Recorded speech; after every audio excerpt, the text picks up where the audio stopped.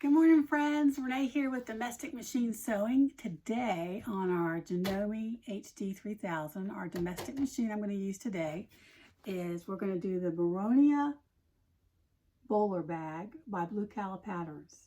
I love this bag. This is my third one I've made. I've made one was half done on my Janome and half done on my new Juki. I mean, I had to get, my husband got one for my birthday, so I had to use it last week. And it sewed well on my Janome, half that I did, and I finished it there. And I used Decaville Light instead of foam that it calls for. But anyways, this is going to be like a 4-part series, so the video doesn't go so long that you start sleeping at the end. And so this is part 1, and we're going to get as much done we can. I'm going to do like a 30-minute video, and then stop it, and then do part 2 and start again. And so look for all 4 parts. Hopefully get them loaded by next Wednesday, maybe next Thursday or Friday, maybe. Since it's Easter weekend, I got my 2 youngest coming in from college, so we'll be busy with that. But anyways, I love this bag. You can do it on your domestic machine. Let me show you some things that I've done that helps me with the pattern. I printed out 2 of these pieces because when you cut out, she has you fold one, and that is where you trace and cut out, and you fold these corners in, and you trace your main fabric on the front. Well, this gets folded so much that this gets weak to trace around, and I trace around my patterns and then cut them out usually. So I just did another one, and I use cardstock for my patterns. Print them out on cardstock, and this is for the lining. You use a whole piece of this for the lining, and for the foam or your interfacing, Decaville Light, which is what we're going to use today, you fold this bottom part down and you put it on the fold and cut your lining, your interfacing, Decaville Light, which is what we're using, out. And it's a whole piece of Decaville Light. But she also has a zipper pocket facing that you shouldn't have a pattern for. And, I hate going back to checklists, which I still have to do. You still have to do, and you still need to do. But I like to have them on my pattern pieces, knowing that this is what I need. So I made a pattern piece for the zipper pocket facing. I made a pattern piece for the zipper pocket and the slip pocket, which are the same size, which I love. And those things are the adjustments I made. I also made an adjustment with my vinyl because I ordered this vinyl from My Punk Embroidery, and it only is a 12 by 54 roll. So I had to piece 2 together. And what I did, let me show you the pattern piece so you'll see what I'm talking about. You're supposed to do this on the fold, but it's not wide enough with 12 by 54. So I did one this size, half, and then the next one I just added a 1/2 inch at the bottom, and I overlaid, you can't see it there, but I overlaid them and then just top stitched down twice down the center. I think it's pretty. It doesn't, doesn't affect the bag. See, I did on that one. And that's what I did on this one. And then I've already added the Peltex to it, and I stitched it in. It is fusible, and I fused it and I stitched it in. Got the zipper pockets, 2 of those. You got the slip pockets, 2 of those. And I interfaced everything with woven fuse. You got the gusset, and then you got the other part of the gusset. You do these mirrored, so you have to do them. One is this way, and then one is this way. And so when you put them together, oops, put them opposite sides together. I'll get it right. This is, you sew it and then you turn it out and then together. And you only have to fuse one side. This material, I think I told you or shared with you, I was looking for this color. I have a little bit left of waterproof canvas, but I didn't have enough to do this bag. So I looked for more at Walmart, which is where I got the original one. And they didn't have any, so I got this, and it's kind of in between a duck and a canvas, but I still fused it. So you have 8 of those. Now here's the front, which I've already fused to the whole piece of the Decadville Light. And this is the front piece that you cut halfway on your pattern that I was telling you about. I also have already put together the strap handles, strap holders, or connectors, I think is what they call strap holders. And I'll show you how we did that. And the reason I did that because I want to show you how you line them up. How I lined them up on to make them even and to separate them apart. I did my 2 straps and top stitched those. That's on the Janome, pretty top stitching. Got my one zipper, which is 36 inches long. Got my other zipper, which is 9 inches long. I get my zippers from myhandmadespace.com. I'll put all the links in the description when I upload it. My 2 lining pieces. And now let's get started on how I did the straps. Let me move you down here. Hopefully that's a good view. So when I'm attaching these, and when you put the straps together, let me see if I can find a piece. Let me get a piece of other vinyl, and I'll show you what I did. So I took a piece, say this is my strap connector. I marked the center, drew a line down the center. I put a piece of double-sided tape, and I use, let me bring it over here in my little cart. I use Clover double-sided tape. Usually I get my stuff off Amazon, but this is being hard to find. This is a 1/2 inch. I tried the 1/4 inch. It didn't stick as well, so I use a 1/2 inch basting tape. And Amazon wanted to charge an arm and a leg because it everybody's buying this kind. And so I went to WAWAK, WAWAK.com, and they had 3 left, and I bought them all. And it's a good price. But I'm sure they're going to restock, and if it's not, it's probably already restocked. And I'll put that link to WAWAK in the description. So you mark it. Let me go ahead and mark it for you. Let me get my little pen and my ruler.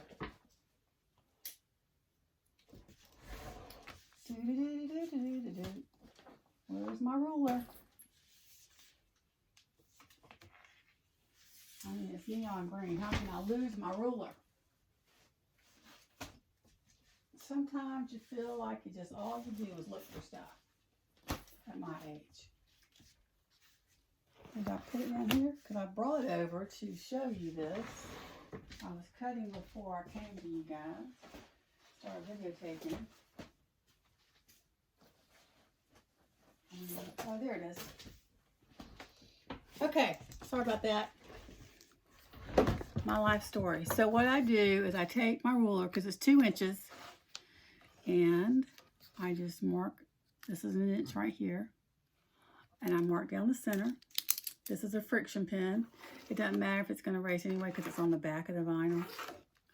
And so then I put my double-sided tape down the center. And the reason I like the 1/2 inch, because I just put 1 piece down the center. On the 1/4 inch, you have to do one on this side, one on that side. Save time. It works. Get a 1/2 inch.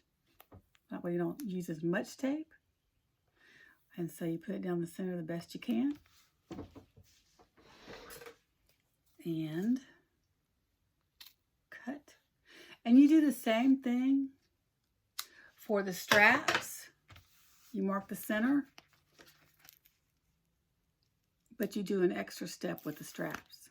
So this is the strap connector, the strap holder. And you just pull up one side to the line, your marked line.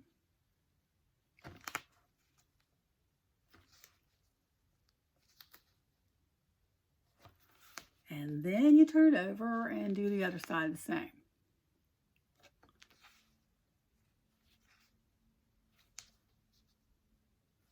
Now on the strap connectors, which is what these are, which is what this is right here, because your strap's going to connect to this top part.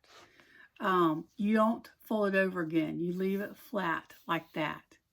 And then what you're going to do is fold it over. You're going to put your square ring right here before you do. Measure out 5 1/2 this whole length, once it's folded over, should be 5.5. And put your double-sided tape down. Once your D-ring's on, put your double-sided tape down, and then it holds it down till you can sew it on your front piece. Okay? Now on the strap, which is longer than this, you do this, same thing, mark the center, put the double-sided tape on, fold it over to the center, but then you're going to fold it over one more time. So on the strap, which is wider than this one, you fold it over and then you sew it top stitch all the way down and around, so it's thicker. So that's how I do the straps and the strap connector. Then you find your center, and I mark it with a little clip. You find your center, and this is, they want you to put your strap over 2.5 inches. So this ruler is exactly 2.5 inches. So I line it up with on my cutting mat, and I put this at 2.5 inches. I put it in the center, and then I mark over 2.5 inches. And I line this up. I line the top of my piece evenly as much as possible across one line. And then I make my ruler, same thing, even it up with the top line of the mat. And then I move it over to the center of this to make sure it's centered, because it's 2.5 inches over from the left and 2.5 inches over from the right to put your strap holders. And then I got this measuring tape that has 3/8, 5/8, 1/8, 7/8 from, let me see, it's at the end. Seems So Awesome. So her website is shopseemssoawesome.com. I got one of these on pre-order, so there was a reduced price if you pre-ordered it. And so then I just measure up. I have marked, because this is small print.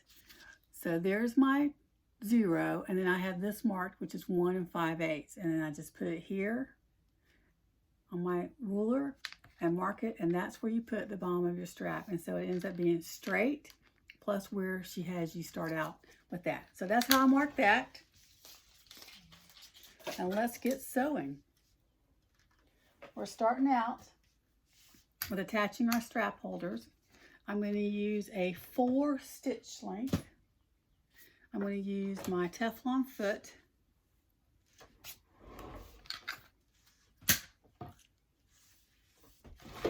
I also use my heat press to attach this. You have to be careful, let me tell you from experience, that don't overheat the deck of the light, because it will bubble. This one didn't do that, but on one I messed up this week, one of my epic fails, I ironed too much on a couple of places and it bubbled. So have to ditch that one too. But this one I tried the heat press. I have a heat press to use on my Silhouette Cameo, a cutting machine. And so I thought, you know, I've seen these other girls use the heat press. I might as well try it and give it a try. I got one. And that's what I did. Okay, let's get started. Let me move my mat out of the way. And this is big, so let me move you a little bit. I'm going to shake you up a little bit and move you out of the way so my pattern won't get in the way. And let's get sewing. You start at the bottom and just go across the top, and you stop 3/4 of an inch before the ring, before the top. And that way your feed dogs will not eat your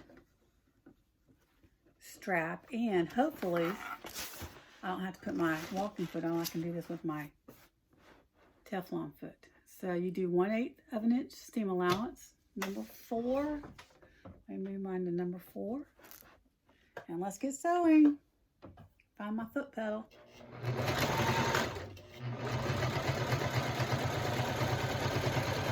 It's working fine. It's sewing fine on this with my Teflon foot. I should have marked that. That's as far as I'm going to go. So I can my Teflon foot. Let's go over.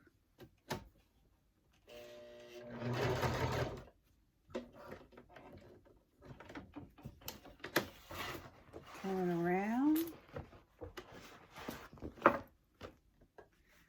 Press her foot down. 1/8 of an inch. And it's kind of cumbersome because I don't have the neck space that my Juki does. But you can do it. I did a whole vinyl backpack on my vintage singer. To me, it's worth the struggle because I love sewing bags, and I have a booth in a neighboring town at a store that I sell the things I make. So there's the first one. You just go up and around. Can you see that? Well, let's do the rest. Gotta keep watching my time because I don't want to go past 30 minutes.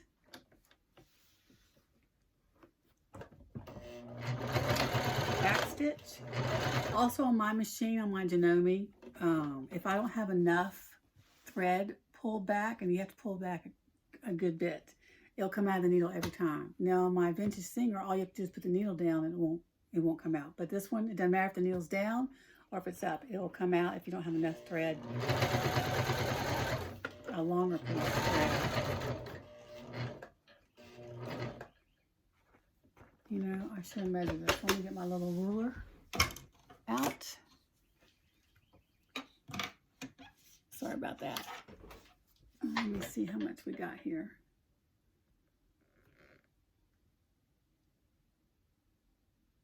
Almost 3/4. Yep, that's good. So I'm going to kneel down, pivot. Anytime you pivot, the needle should always be down, period. Just getting that habit.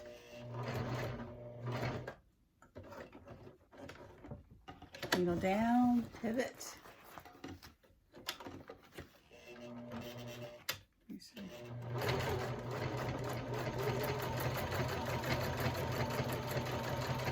Back stitch. Cut your threads. These little scissors, spring scissors, are from Walmart.com. They don't have them in the store. I haven't seen them in the store. They don't call them spring scissors. They call them surgical scissors. I think you get 3 to a pack or 2 to a pack for like $6.99. And they cut just as well as those colored ones. I'm all about saving a dime. Now let me get my little ruler. Make sure I'm not going too far up. I need to go a little bit more.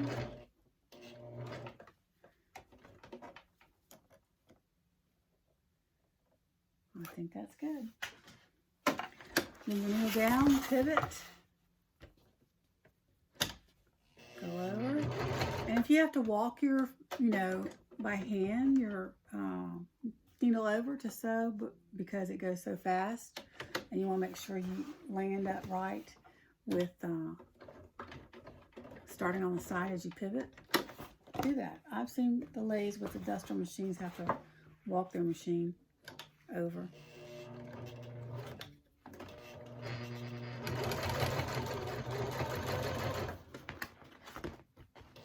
We do what we have to do to make it look good and to work with our machine. Okay, I've top stitched all those. You don't add the straps until like some of the last things you do with the bag.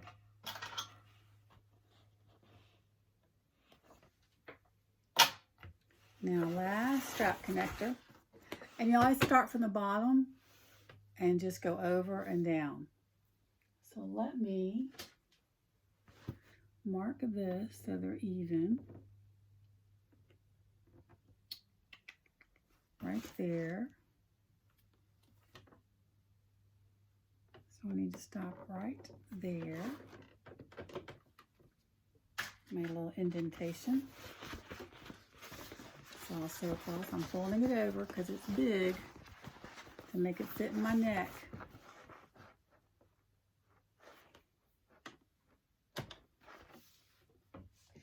And when I took my measuring tape that I showed you, and I measure where 3/8 of an inch is on my foot, where 1/8 of an inch is on my foot, and so I know where to aim for, to look at. to stitch when I need a certain back stitch, when I need a certain place. On my machine, you can't see the markings. This machine has the markings, but of course you can't see it when you have blue material like this. Move it over. I'm going to walk it one more.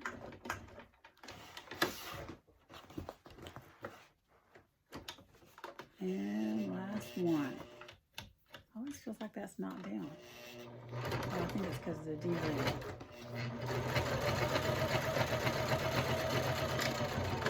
Okay, so got those down, top stitched.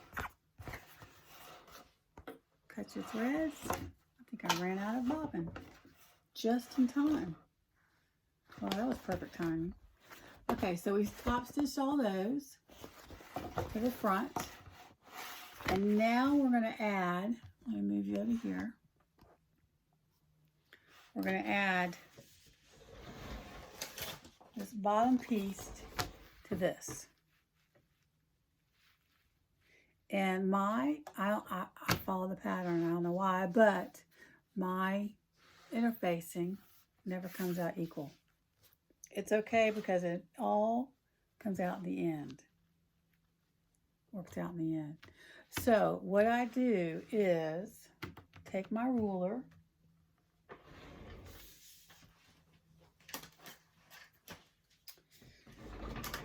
and I line this center line that I stitched as much as possible up with the other center line.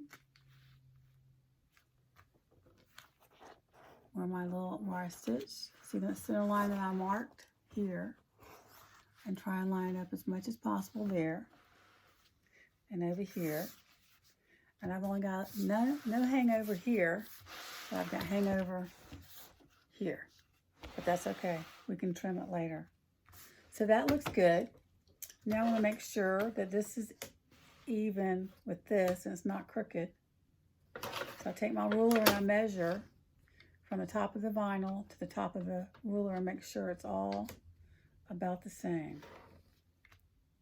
I'm not going for perfection, but do as much as possible.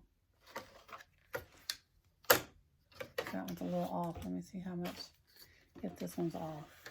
I feel like y'all can't see. Let me back you up a little bit.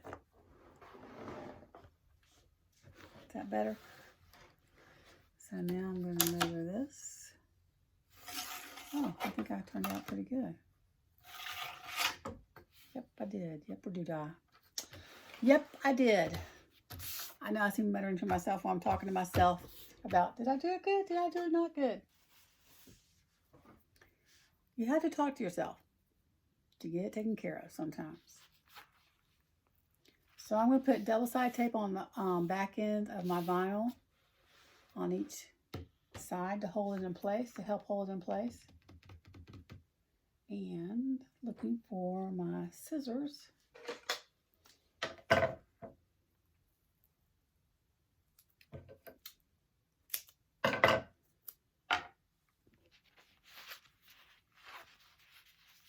Just going to fold this back and not move it. You don't put it at the top because that's where you're going to top stitch. I'm going to put it here.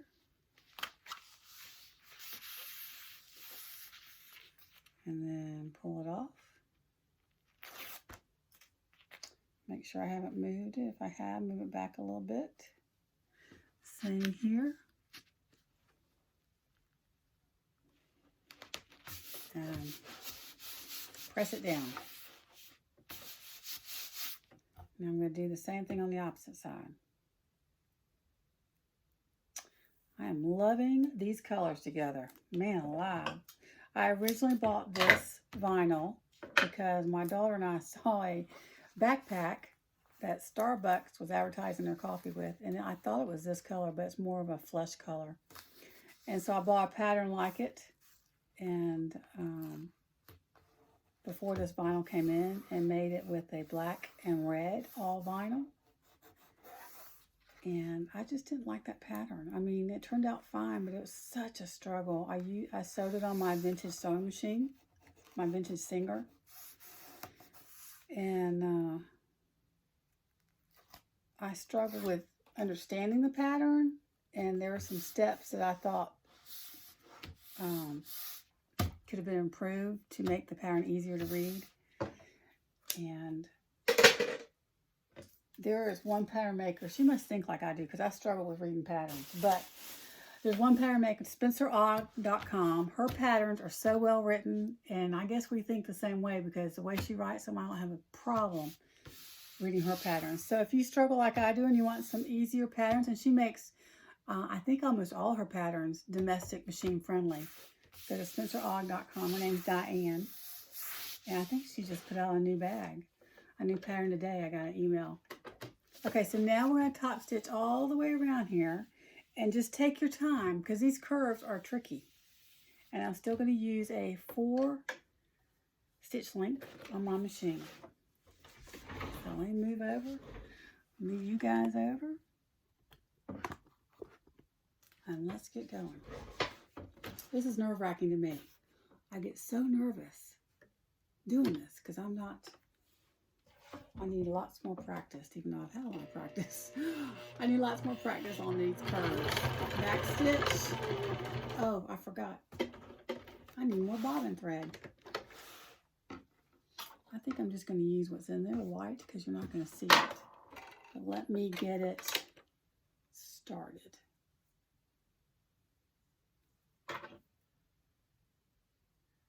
I may need to find a more full bobbin, because, you know, Janome, these two machines, if you have a low bobbin, it bounces. Okay, I don't know what's going on with this bobbin. Let me see. So I have these bobbin cases. It keeps the dust off of them, and I think I got them 2-pack. I'm almost positive they came 2-pack from Amazon, and I like it. Let's see. I'm going to have to wind a bobbin. So bear with me as I wind a bobbin up.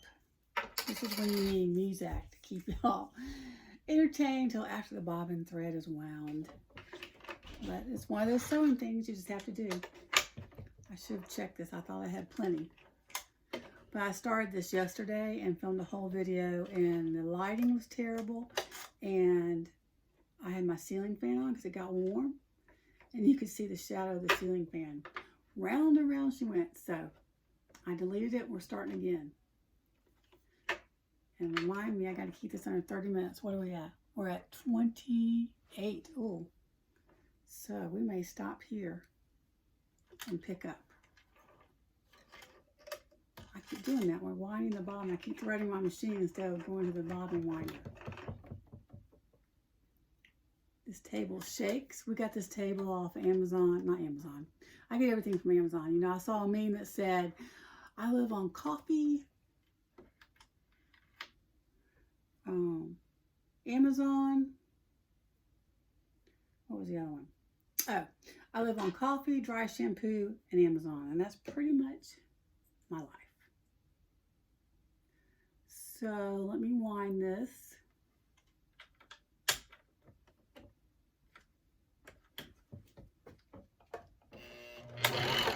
Whoop.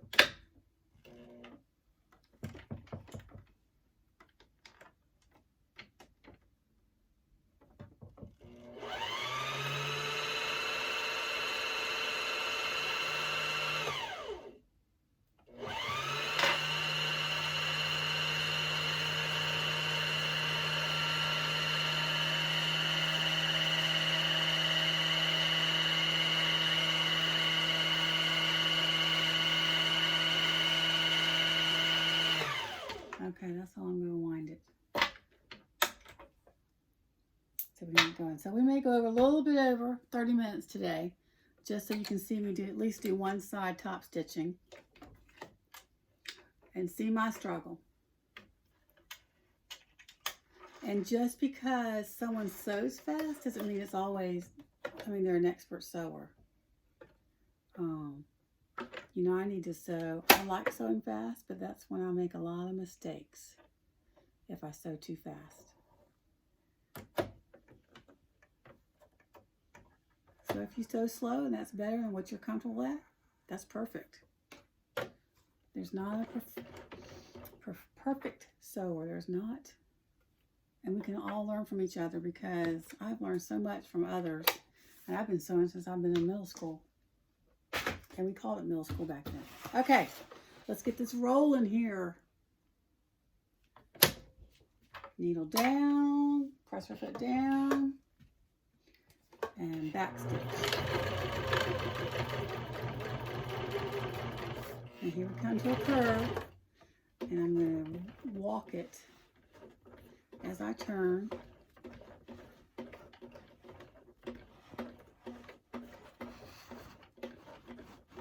Until I can sew it again and get it lined up with my foot. I'm going to walk it again.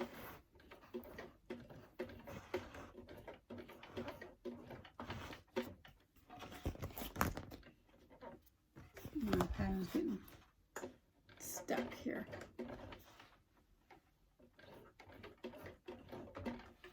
And now I'm going to turn until I'm lined up again.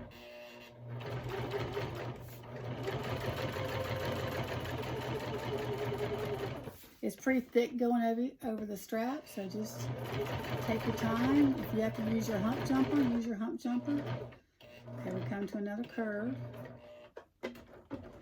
I love my new Juki's presser foot, pedal foot, I should say.